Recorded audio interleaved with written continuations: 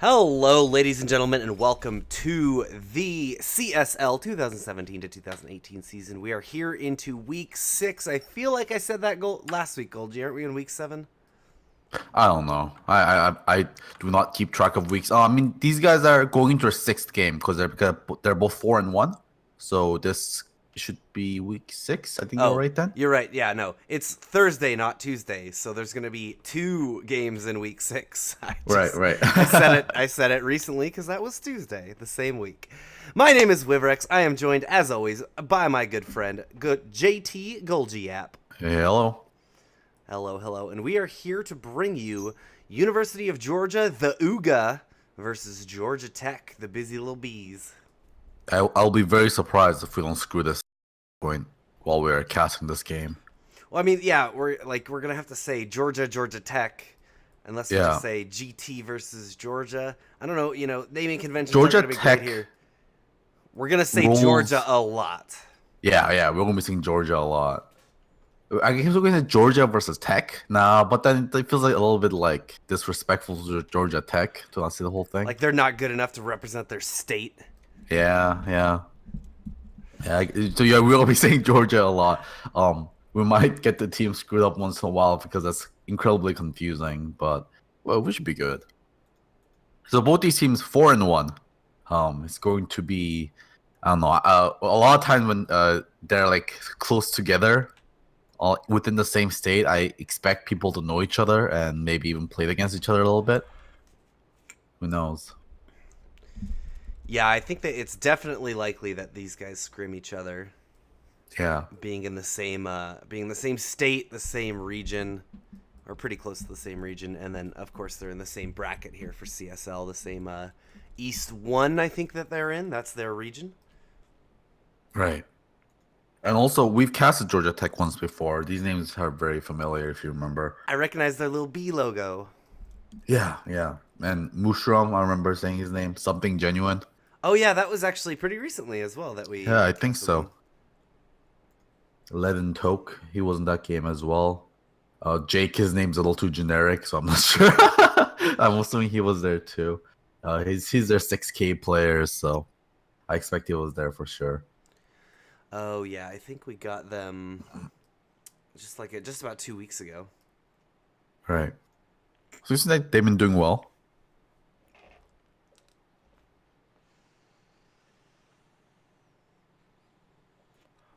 Yeah, and Right. actually They lost to UCF on stream. that is right. So their only loss was on stream. So let's hope we're not their bad luck charm. And Yeah. And so whoever wins this game will be sitting at the top of the standings for their group, joining Marietta College, who is 5-1 currently. So Georgia Tech will play Marietta College in week 7. So if they win tonight, they'll be even with Marietta, and then face them and have the option to claim that top spot. yeah, apparently the lobby was waiting for us to say we were ready. Although we were ready, we just wasn't saying in game that we were ready because we missed the message because we were busy looking up these teams. Making sure we get some good stats on them. Here we Yeah. go into the draft. Bane still getting first phase banned. Yeah, I don't know, like pros do these too, but I still haven't seen Bane do well whenever he's picked. I'm not talking about only in CSL or the in-houses that we cast, but also in the pro games. His impact has been kind of mediocre. I'm actually gonna look this up on Dota Buff. Yes, please, by all means. Everyone else that we see banned, we see Bane. We're not necessarily sure that we think it's the place to be for him. But everyone else that we usually see in the first phase are pretty typical. It's your Spirit Breakers, your Night Stalkers, your Earth Shakers, maybe. Wyvern, actually, I've been seeing picked and banned a lot more, Golgi. Can you explain why Oh that yeah, is?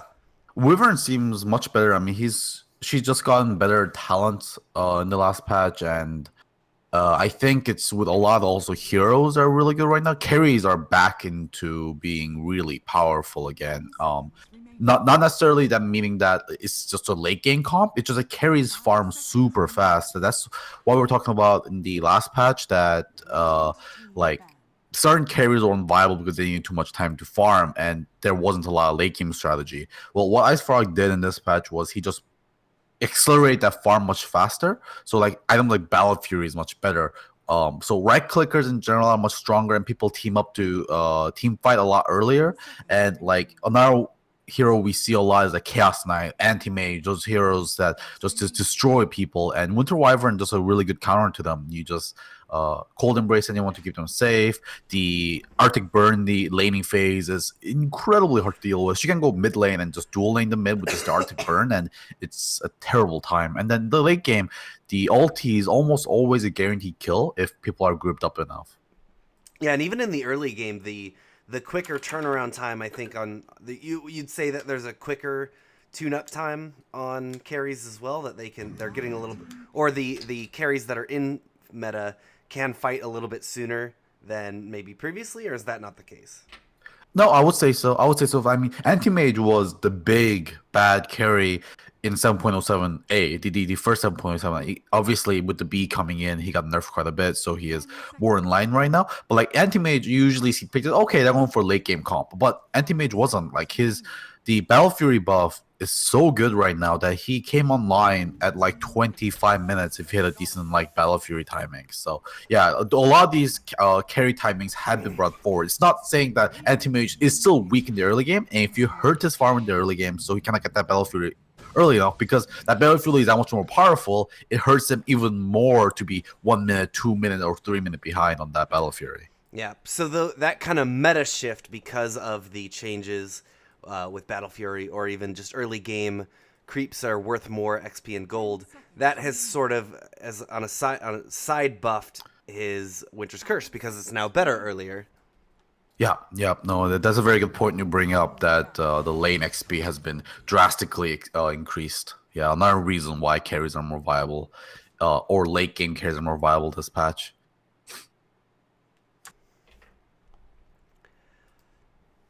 Now coming in, Night Stalker is someone that I typically expect to see banned in the first phase. He doesn't get banned, so he of course gets picked up. But in his place, I see a couple things: Doom and Undying. I know Undying got the talent changes for his Tombstone, right? That's allowing people to go earlier Tombstone over Soul Rip that they used to. Is that right? I mean, Undying always kind of leveled a little awkwardly because all three of his spells are really good. Like you can always make an argument for going what is it called? Rot? No, that's Hutch. Decay. Decay, right? Decay first. That is good if you want to dominate your lane. Soul Rip is good if you want to go for kills, and Tombstone's really good if you want to go for team fights. So he's good like in very many ways. But yeah, Undying obviously really weak last patch, and he did get some substantial buffs, and some of his buffs are nuts. I think he get like plus 50 damage on his zombies later on, which is absolutely crazy.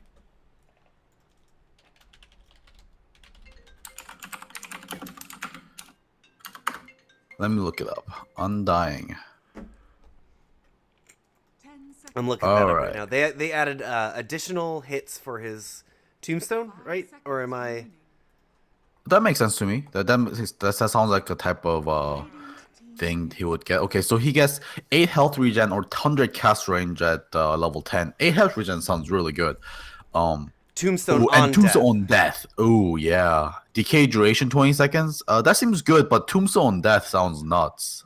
Yep. And of course, with the reincarnation that he gets level 25, oh, that sounds amazing. Yep. And plus 30 Tombstone zombie damage, or plus 3 Tombstone attacks. Yeah, so a lot of changes for him. That really makes him. Wow, those level 20 talents are nuts. Oh yeah. 3 Tombstone attacks or 30 Tombstone zombie. I mean, you want to go for zombie damage because there's so much damage, but 3 Tombstone attacks can be like really, really good against certain heroes, and you might need to go with that. And then you can obviously soul rip the Tombstone back up to full health, and then you need like another like 8 hits or something. How much hits does it usually require? It requires usually 8 hits. So 11 hits with the talent, and then you can heal them off to full after it got 10 hits. So yeah, that's really good. Yeah, so here in the draft, it looks like Ursa Bear is going to be picked up. Very great laner against Tidehunter. Tidehunter typically likes to go against melee laners, but Ursa, like he's gonna anchor smash and Ursa, his damage is one of the lowest in the game. His base damage at 44. So Yeah. he doesn't get it from his right click, so he doesn't mind that much. Yeah, I mean, a Tidehunter damage block and damage reduction really can't help him if he does take a lot of hits from the Ursa. And of course, Ursa loves to have some kind of CC in lane, and Lich is the perfect kind of thing for him. I mean, Ursa CM is a combo that we saw a lot when CM was good. Just in general, just whenever Ursa has CC in the lane, he can usually chase down people with the Earth Shock and some Fury swipes. So Tidehunter's got to play careful. I mean, he might need to go into the jungle once Ursa gets his phase boost or something like that. Yeah, looking at the list here, there's only a few like right clickers that are lower than him. There's and every single one of them have like Drow Ranger. She's got her precision aura. Yeah. Mirana has. Actually, Mirana's just low base damage in general, but has Yeah. you know. But Mirana's right clicks are so Yeah. good. Yeah. Like, her agi scaling also super high. So Yep. Troll Warlord, but he's got the battle stance changes that will boost him up there. Luna, who's got the Lunar Blessing buff. And even Clinks, he's got Searing Arrows. You look at all these, everyone's got like all the other people who have really low stuff have like a flat thing to get them straight up, whereas Ursa's gonna have to stack lots of his Fury swipes to get back to that, to get up to that level as everyone else. yeah. But I mean, it doesn't make sense if Ursa did have like strong amount of base damage on top of his Fury swipes, he would be nuts. Yeah. So there's Chaos Knight. I think this hero is turning out to be, I think, amongst the top carries, if not the top carry right now, that replaced Anti-Mage after 7.07B. This guy is just, I don't know, I feel like he's just strong in every phase of the game. You used to take him when you want to fight in the mid game, and someone who can do well on the lane, and he can do that. He does really well on the lane, and once he picks up his armlet, he becomes incredibly strong, and usually that's when the hero kind of petered out, and then he got really weak for a little bit until he kind of came back with like Heart of Tarask, and then he got back to that like level of insane absurdity again. But I feel like Chaos Knight, something about his talents or items or how the game flows or something, he just, I don't feel like there's a dip in his power spike. He just is strong at all phases of the game right now. Yeah, do you think it's maybe because the items that really benefit him kind of have a really natural like rate of being acquired on him that keeps him relevant? Like, you know, he gets usually armlet first, right? And then just the next set of items that he adds on kind of really complement his weaknesses that he might experience at that phase of the game. Maybe. And also, I mean, just heroes that build stats were buffed in the game. So rather than building damage, so for example, like Sven used to like to build Daedalus. He still does. He still likes to build like Bloodthorn or stuff like that to be able to just crit harder. But raw strength is a lot better now. Yeah, raw strength is a lot better now because on top of just giving you damage, obviously Chaos Knight was someone who always builds strength, but it's better now because it also gives you the status resistance, right? So that could be one of the things. Like these heroes that really benefit from building just pure stats seems to have a side buff because of all those what are they called? Innate talent? I can't remember what they're called. Yeah. But yeah. Innate abilities. I don't know what to call Yeah. it either. Yeah. And I mean, Anti-Mage also, he likes to build a lot of agility, and his talents give him a lot of agility, and maybe that was another one of the reasons, on top of everything else that made him insane, like that Blink Illusion was Blink nuts. Illusion talent, yeah. Yeah. Now that talent has been like pushed 5 levels back. It was 15 before, which was like with the Battlefield, you just blink between every camp and your illusion farms everything for you, and you blink into the lane and they farm for you safe. I don't even want to talk about it. But yeah, building agility was really good. And speaking of, like heroes that benefit from building stats, Stormspear is another one that build intelligence a lot, and he gets magic resistance from that now. And he's really strong. One of the strongest heroes right now with the Kaya buff on him. Yeah, Kaya plus is the Remnant 500 distance on Ball Lightning is pretty crazy at late stages of the game. Yeah. Yeah, and Stormspear is definitely one of those heroes that can hit the level 25 in a reasonable time because he usually ends up getting a lot of kills if he's doing well. Yeah, and he's got pretty good ability to farm as well. Even if he's not Oh yeah, pulling he can down always skills. catch up with some stacks if his teammates are willing to help. All right, heading into the game here. As always in League Play, we like to give you a good feel for who is playing. So we are going to introduce you to the players. I will start with University of Georgia, who is on the Radiant. As soon as my game gets in. Is your game all It's- froze up? Yeah, I'm frozen up in the intro screen. Me too. We Oh, got to I hear pause. buzzing sound. Yeah, it's not just us. Okay, here we go.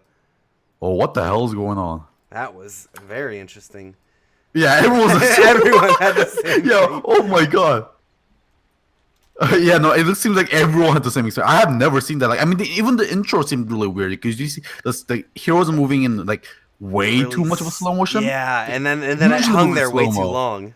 Yeah, it was really awkward. All right. have- Well, let's tell you who's playing while we have the chance here. On the University of Georgia side, it is Lucky Girl on the Storm Spirit. Ursa will be played by Goodwill. Smack Daddy on the Night Stalker. What a Story Mark on Clockwork. And finally, Lich being played by Dooful. And over on the Georgia Tech side, we have Bart6669 on the Death Prophet, Jake on the Chaos Knight, Something Genuine on the Tidehunter, Mushroom on the Shadow Shaman, and I'm not gonna say his whole name, but Stone Cold Steve playing the Slardar. Yeah, going into these teams, looking at these drafts, Death Prophet's going to dominate mid pretty hard, I think, in the early, right? But Storm Spirit, once he gets 6, will have a better go at it. Or at least, maybe not, if not dominate, at least be very, very annoying with Spirit Siphon. Yeah. Crypt Storm. Then there's like nothing Storm Spirit can do against early levels of Spirit Siphon. She'll just kind of run him down and kind of make it really hard for him to last hit. So they might want to give Storm Spirit some help in the early game. Obviously, they have a Lich, probably the first creep is going to deny it up. Of course, that XP on the range creep isn't as high anymore, so you don't deny it up as much. But they can just duel in the mid for a little bit to get Storm Spirit some space, get him a bottle, and then they can just get into it. I do notice Because Georgia once- Tech has a lot of make Ursa sad abilities, which is usually my metric for how well a game's going to go for an Ursa. Yeah, I mean, Ursa never likes to go against the Shadow Shaman, especially with the Hex being undispellable now. There is very few ways the teammates can help Ursa. They can't even, purge it off of him with a Lotus Orb or things like that. He can use his Ags and Rage to get out of it, though, right? Because it's not a Dispel. It is, the wording on it specifically is removing any debuffs. Yeah, but I believe you still can't use your Eggs ulti if you're silenced, right? Or something like that. Because you can use it while you're stunned. Yeah, you can use it while you're stunned, but I think you can't use it when you're silenced. Or am I wrong? I might be wrong. I don't know. I cannot contest here. As an Ursa player, I should since- know, but I rarely go Ags on him. Since we're paused, I'm actually just gonna look it up. Error 500. Why is there an error on Dota Gamepedia? Please.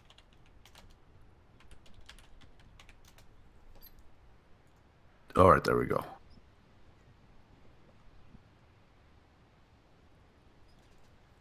Let's see. It still cannot be cast while silenced, hexed, or prevented from acting. There we go. Yeah, so yeah, Hex is an amazing counter against Ursa. You can't even build a Eggums against it, which I feel like confused a lot of Ursas. They're like, oh, they have like a bunch of Hex on their team. I'll go Eggs, and then they just get absolutely destroyed anyways. Yeah. So he Which can is still really use sad. it against stunned, cyclone, slept, taunted, hidden, which I'm assuming is gonna be like a disruption or an astral. I guess that's gotta be it, right? Because I can't think of any other thing that hides you other than like Slark's ultimate. But I don't think that has any reason that would disable your eggs. Yep, disruption and astral, and if you're playing, oh, I guess it'd be a debuff, so none of these. There are a couple other things that hide people, but they're all allied or like innate abilities. Supernova hides the Phoenix. Ricky Tricks of the Trades hides the Ricky. Puck's phase shift, doppelganger, all those kind of things. But all of those are self. So I was thinking, like, if you're an ability draft, maybe you can use yourself a. No, all of these are ultimates. So you can use a snowball and then pop it and remove yourself from hidden, and maybe the snowball system. You know how spaghetti code is when it comes to ability draft. This is where we're going real deep. All right, so everyone is in. 300 ping on Lucky Girl right now, so they want to get this issue fixed up before we get going. You don't want to be playing Storm Spirit on 300 ping at all. That sounds ridiculous. And the only hero in this entire game that can be played on 300 ping is Lich, because Lich just plays Armor Simulator anyways. Yeah, looking at University of Georgia team, they have a lot of help here for the Ursa. Silences from Night Stalker, Cogs, and even Vortex coming from Storm Spirit is going to mean that he won't be as escapable as he normally might in the other game. But obviously, Force Staffs are the best thing to really throw a cog in his wrench in his cogs. Wrench in his plans, cogs in his works. But yeah, another good thing about Ursa at least here is that there's no BKB piercing stun, and BKB looks like a mandatory item here. It's just really good against the entire team, against Death Prophet, against Chaos Knight, against Tidehunter, obviously, Shadow Shaman, even against the Slardar. You won't be able to dodge the Corrosive Haze, but you won't be Sluttering Crushed anymore. And I think it'll be quite a while before Jake has, if he decides to go an Abyssal this game, it'll be a very long time before he even has it. Oh yeah, it's not an item that you usually see on Chaos Knight unless it's like your 6th slot or something like that. Yeah, and this might be a game that he wants to pick it up because of that Ursa, but yeah. So Invasion coming out here in the Radiant jungle from Georgia Tech. Mushroom really leading the charge as he should. He has a Shackles on him, but Goodwill. He actually doesn't get away fast coming enough. in. Here comes the Soul Siphon, and they even pull him back into the middle of the group. Oh, the puppy paws. He's getting body blocked up. Really bad handshake. Is this even a puppy paws? He's so dead. Oh, he is so dead. And he's also slowed up right now from Spirit Siphon, obviously. Minus armor from the Reality Rift.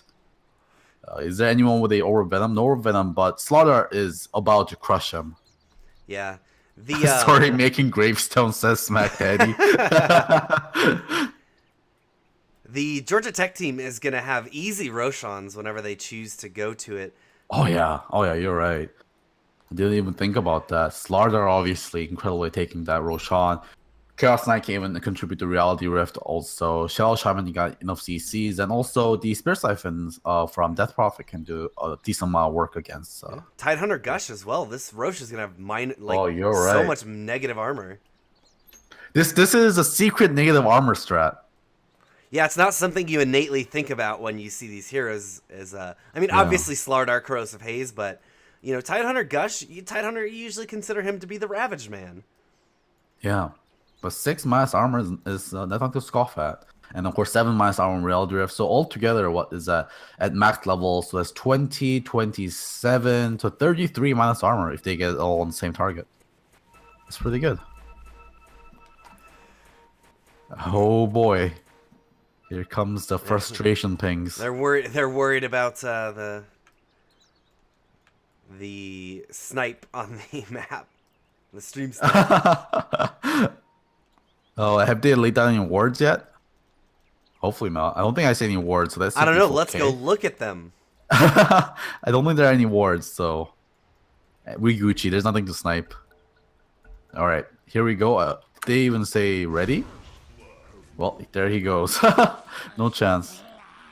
Not only have they not placed any wards, they haven't bought any wards. The Radiant? Yeah. Oh, you're right. No wards. Oh, looks like there was a lot of kind of confusion at the start with the weird introduction, and also, of course, Lucky Girl having a hard time with her internet. So maybe they forgot somehow. Yeah, it looks like Lich is headed back to the mid. No, he's just here to do his sacrifice play. We'll head back to his lane. Yeah, and they're going to leave Storm Spirit here. by himself for the beginning. Ursa, they expected that he's just going to have a Tidehunter in his lane, but as of right now, the supports look like they want to try lane this. Yeah, okay. And Lich is going to be making his way back into the mid here. Helping the Storm Spirit as we predicted. Coming in, yeah. Yeah. Soul Here comes the Siphon Spirit comes Siphons. in. Now they've got the crush onto Slardar. He's still held up. One more shot should be enough. And Slardar will pick that up for himself. Not going to Bart, but I can't disagree with getting some early gold and XP on your Slardar. Oh, what is going on? I think actually calling What? GG. No.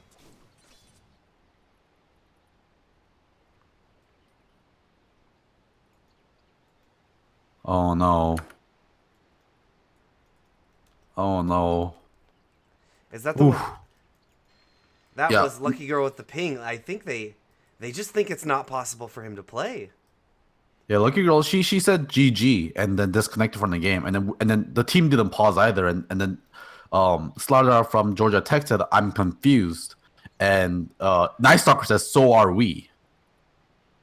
I apologize for how she's acting. I'm assuming, yeah, that there's a big ping and then she's tilting a little bit. I don't blame her, obviously. When you got an official match to play, having 500, 600 ping when you're playing Storm Spirit is absolutely brutal. Yeah, Lucky Girl, she's... I mean, I don't think there's anything in-game that she said that was especially bad manner or anything like that. No, no. She's just frustrated. Yeah, you can tell. I'm sure that they're just apologizing because they can...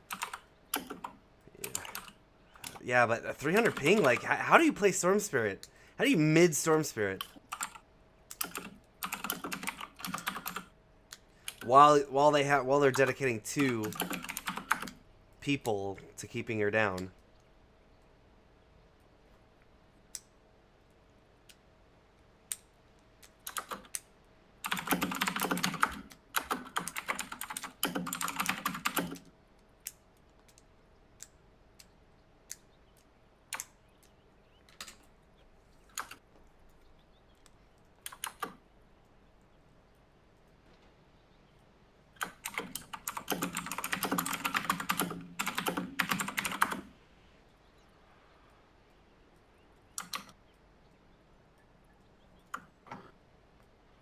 Yeah, we'll give them a little bit of time. I don't know how long they've already paused for. Beginning of the game. Yeah. It was probably 2 or 3 minutes.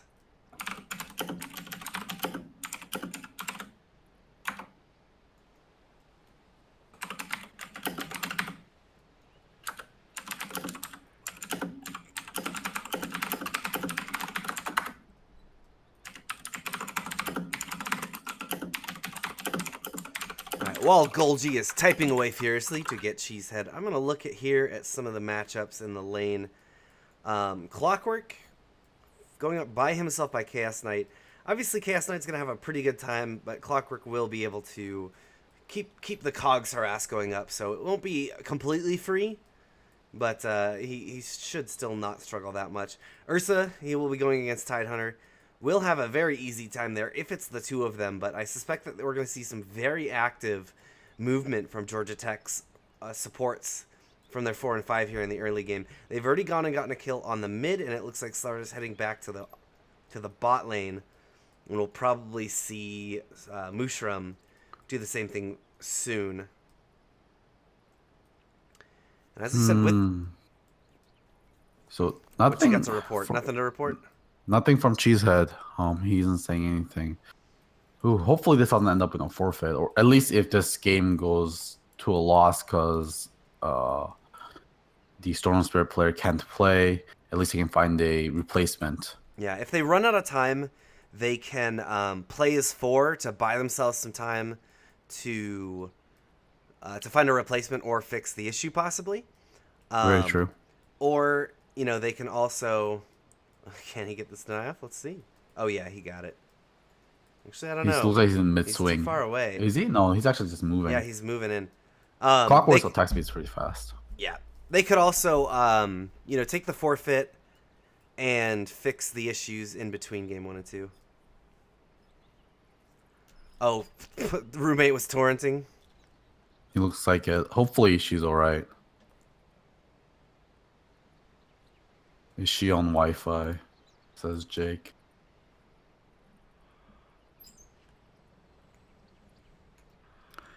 Yeah, probably not dorm internet then. They're just got an apartment or something like that where they're maybe have a router in their room. So Storm Spirit is All right. back. I'm very glad to see that.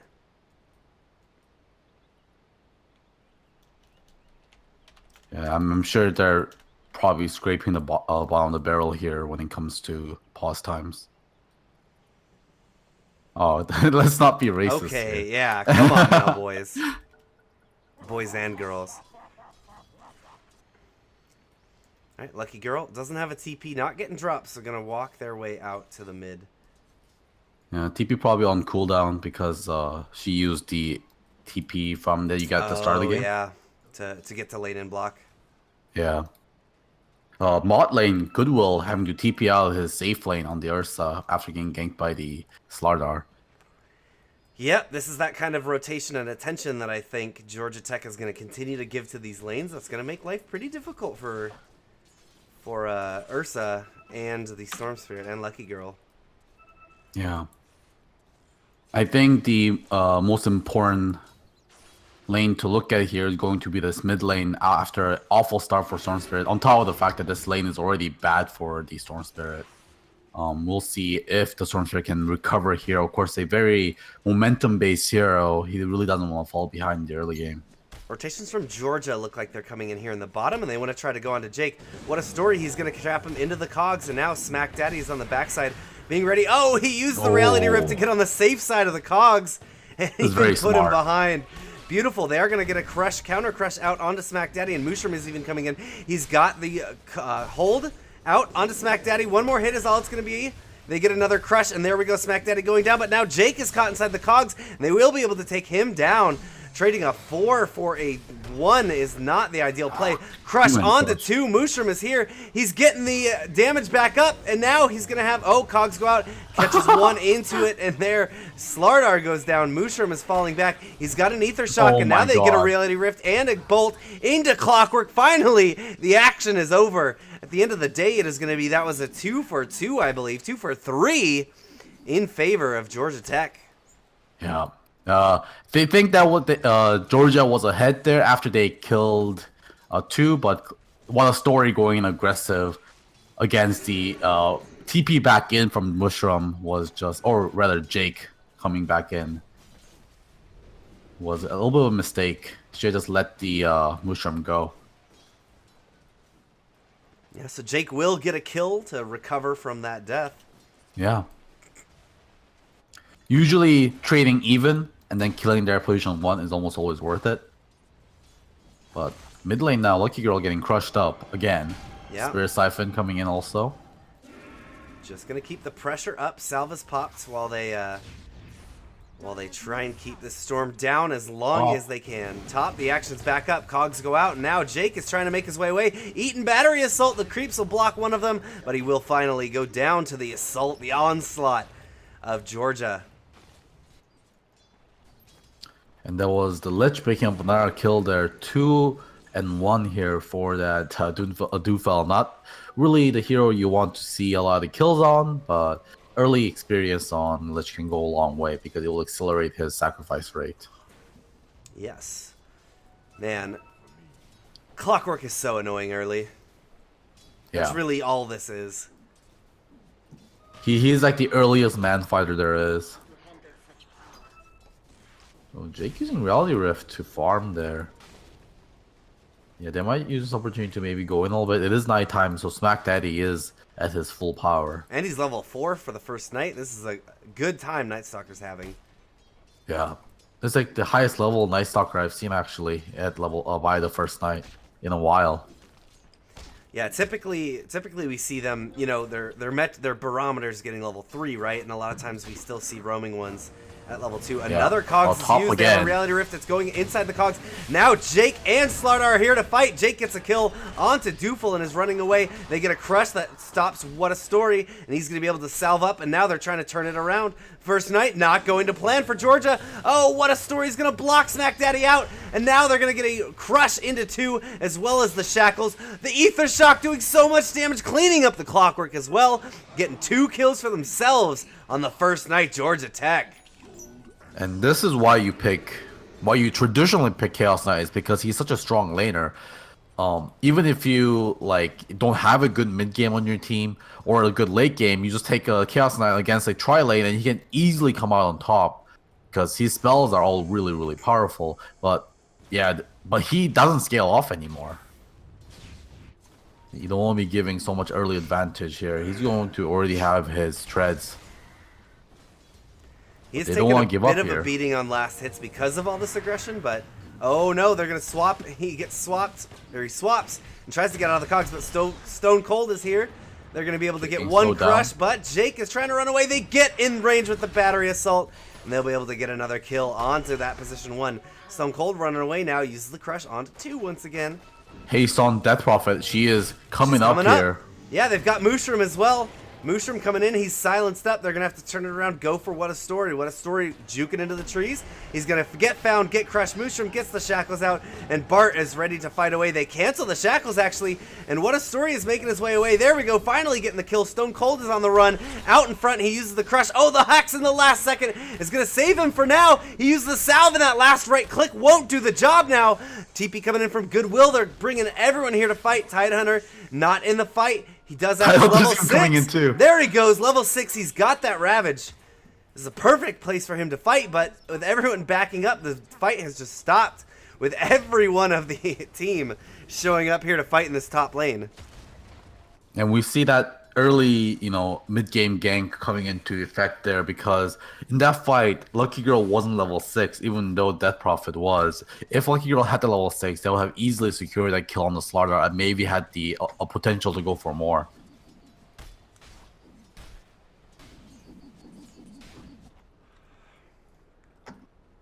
Ursa has his phase boots, probably going to grab himself that that life steal next, and who knows, maybe we'll see an early sneaky Roche here. Yeah, for sure. Something Genuine still haven't gone back to the bot lane, but he actually kind of gave this lane up to Stone Cold here, which he's going to appreciate a lot on that Slaughter, being able to get that Blink Dagger.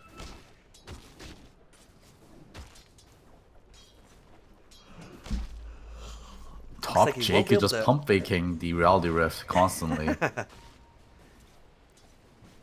Well, Sword Spirit has 6, is going aggressively onto Bart. He's got a couple shots, but Bart could turn it around. He doesn't have his Spirit Siphon available. Now Lucky Girl is out into the jungle, gonna find himself an Arcane Rune, and Bart can't chase, or he will be in some trouble. Yeah, as you see, once the Storm Spirit hits level 6, there's a lot more chance for the player to play a lot more aggressively. Yeah, it doesn't have to worry about getting walked down with a Spirit Siphon going. Yeah.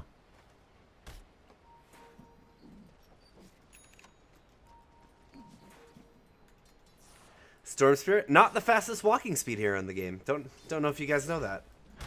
I mean, it makes sense. At the top, What a Story is cogged up.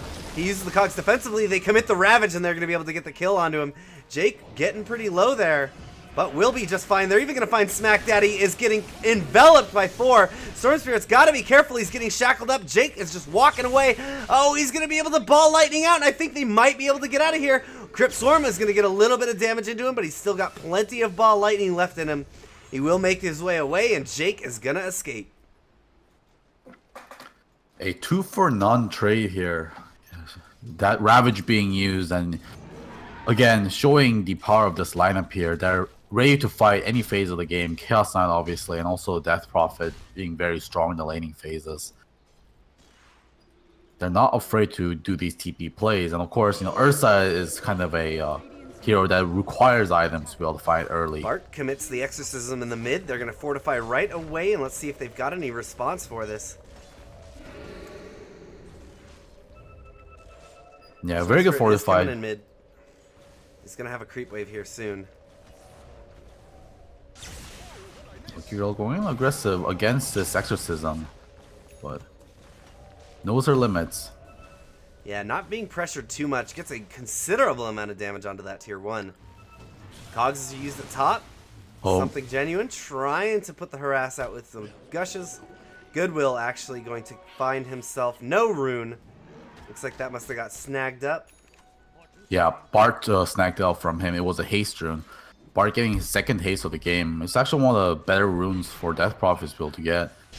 Keep it coming in. Oh, Chain Frost is going to go in. It's just hitting the creeps, though. Immediate bounce of the creeps. Yeah, also that haste rune meant she wasn't going to be slowed anyways. Yep, and she just ran away.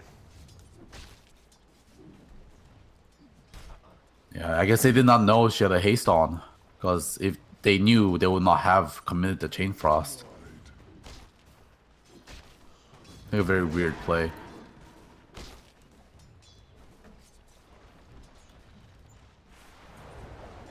Bot lane. Their Persian got Goodwill a little bit more here with 2v1 here, and Goodwill doesn't wanna press his luck too much. No, the single is gonna leave here, leave the lane to its original owner.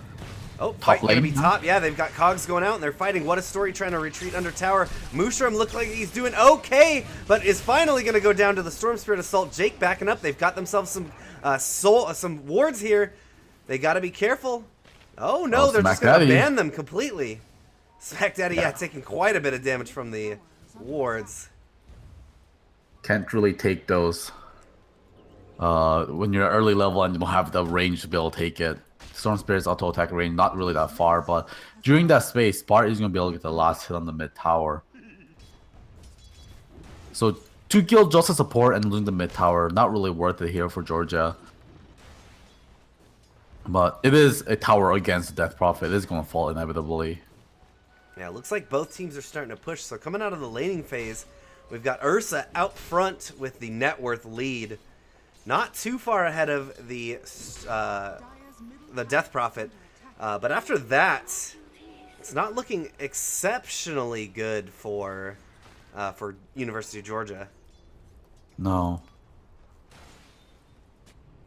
Visitor now picked up on the Death Prophet. Google's going to play safe here.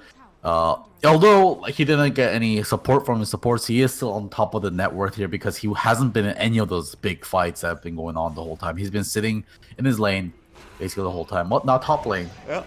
Mid lane, they've got a Hex onto Storm Spirit. Going on to Slardar, they managed to catch that kill. Storm Spirit's not going to go down in the mid. He manages to ball lightning out and pops a salve.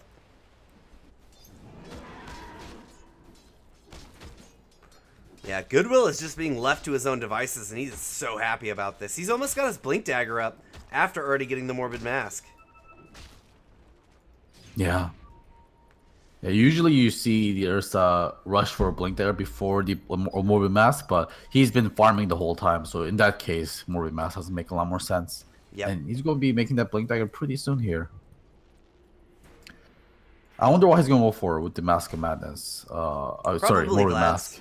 Yeah, Vlad's, there is some people who've been liking to build Mask of Madness, but it did get nerfed again in 7.07b. And Ursa Diaz does need to cast some spells. Top lane, hook shot, going to Jake. Yeah, it's going to connect onto Jake. They've got Smack Daddy in the back line. Oh, they've got the Chain Frost going to be able to bounce a couple times, get them some extra damage. Crush is not going to hit, but they do have a Hex here into the Shackles. No, Shackles aren't quite ready. They don't even need to use them. They're going to be able to clean up that clockwork. And once again, Georgia Tech just playing as 5 pretty hard. Yep. They may be in the position here. They want to pressure a tower. They've got their Exorcism. They've got their Serpent Wards. And they've got their Ravage. They are ready to push right now. They are ready to team fight. Jake will be back in 5 seconds as well. Serpent Wards go down. Also being dropped.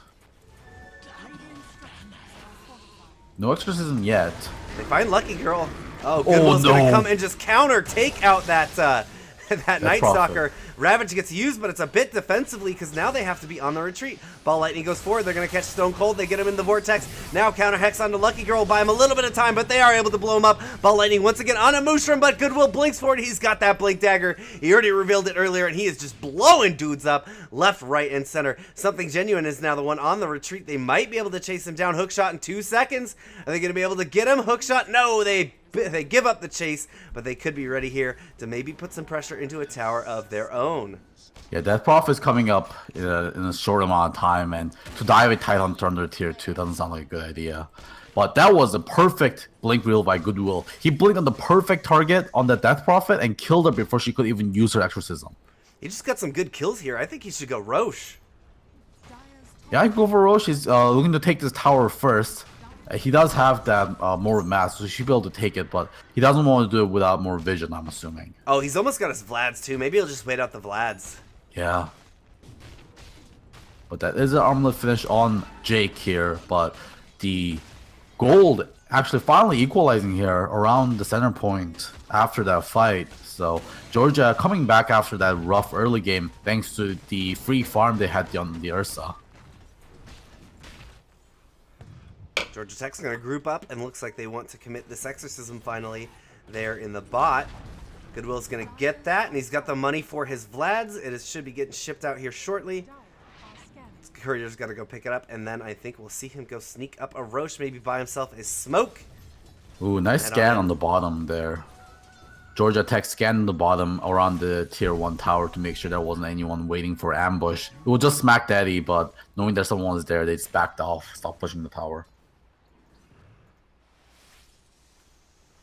All right, just gonna complete the Vlads. May not even want to go for Roshan right now, but I think he's fighting so well. He's so good on items that having 2 Ursas is gonna put Georgia Tech really on their back foot. Coming in the backside, here he comes. No, the problem he's is ready to sneaking fight. in. No, if he went in, he would have died because they saw him with the sword here, Yep. and they pinged him out. So if he went into Roshan there, and Chaos Knight Illusion also there too, if they went in there, he would have got Exorcism and probably taken down. Oh, it looks like he'll be able to get a deny on this tower as well. Bot lane, Bart gets the Yules on Smack Daddy. Yeah. Smack Daddy running his way back. They're going to bring in the cogs, and they will be able to get Bart, but turning the damage around, Smack Daddy is going to go down now. They might want to fight into What a Story. The Chain Frost is used, but it is going to quickly get pulled away from the team, and they'll be safe for now. Force Staff used on Tidehunter, and he is back to safety, back to his team. And if they try to fight, they might be able to counterplay with a Ravage. So Georgia wisely does not press the issue any further. Just a nice stalker taken down, and no big ults committed either, so they're going to be happy with that free kill. Radiant's top tower is under attack. So basically, the difference between these two teams are going to be that Georgia Tech, they're looking to take the early Roshan. Yeah, they want it for themselves. They've got the haze. We've talked about this. Oh, it's going down so fast. Yeah, Exorcism does physical damage as well. So, yeah. I mean, this is what Georgia Tech should be looking for, is whenever their ultimates up, they should be taking objectives. And for Georgia University, they just have to keep farming. Their team is so much better in the late game with the Storm Spirit and the Ursa that they can't risk team fighting against this Georgia Tech team when the Ravage and Exorcism is up.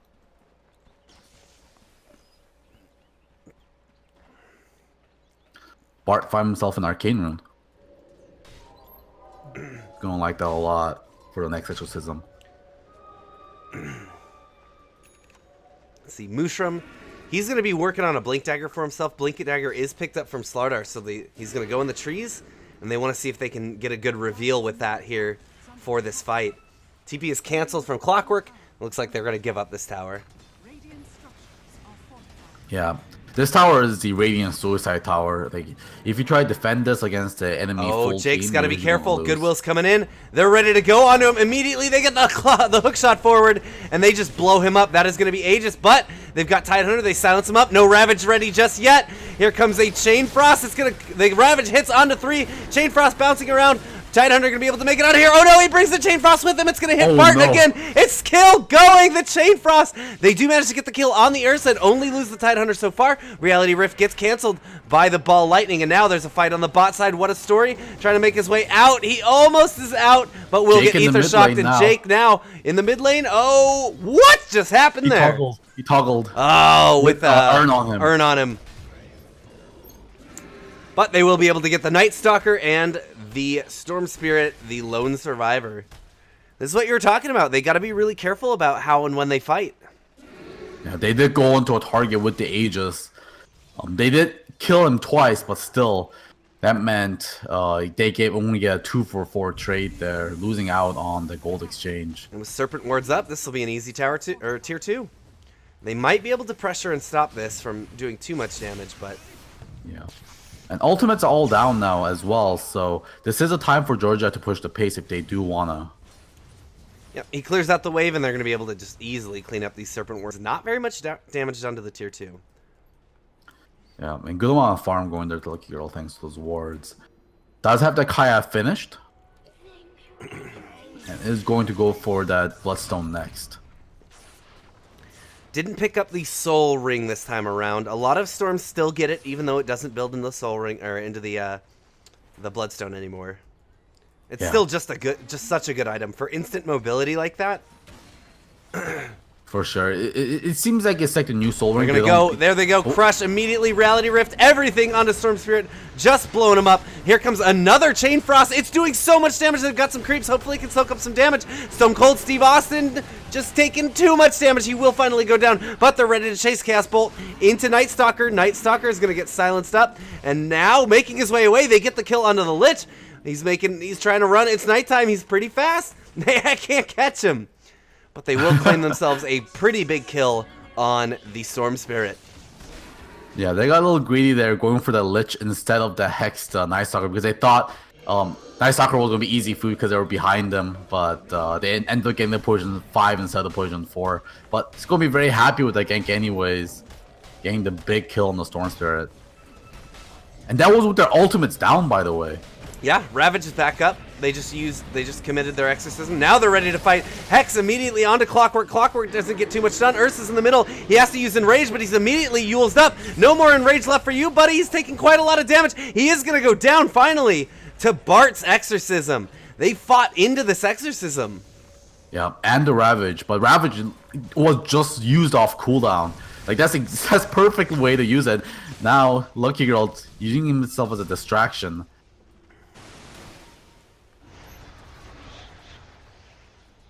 Yeah, and they gotta take this opportunity again. I mean, last time they kind of missed the chance, but they gotta use this window to be able to fight again. Because Ravage and Exorcism is down again for the next minute or two. And this is like the only window they really have to be able to take a big team fight or take objectives. So once Ursa comes up, they should group as 5 and take mid tower. Or the offlane tower.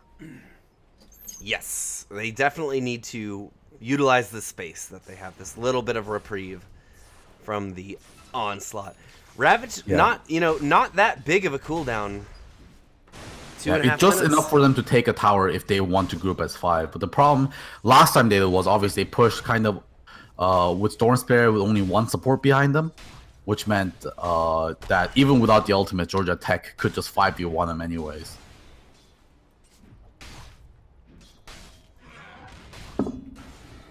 Wow, you know what's really annoying when you're farming an ancient stack as a Tidehunter? What? An ancient Prowler Shaman. Ancient Prowler Shaman is always annoying for anyone, except range heroes, I guess. Oh, look at him getting petrified again. Yeah, and the little guys with the lifesteal as well. Yeah. Took a lot of damage from that. Oh, Aegon Scepter already? Really? For Smack Daddy? Why is he so farmed? Oh my. Oh, this was an off-lane Night Stalker. This is Poison 3 Night Stalker. It's actually Poison Roman Clock, yeah. 4 Clock. That is going to help them quite a bit.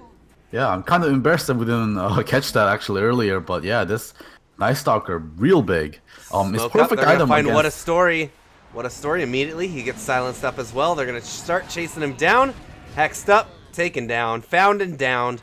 Now the rest of Georgia is wisely not going to try and engage. They just back up. Yeah, Ravage in 5 seconds as well.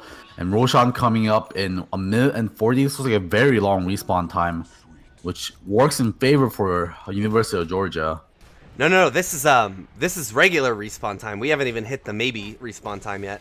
Oh, it's a May respawn. Wow, really? It feels like it's been forever since the last Roshan. Yeah. I guess it shows you how much action has happened since.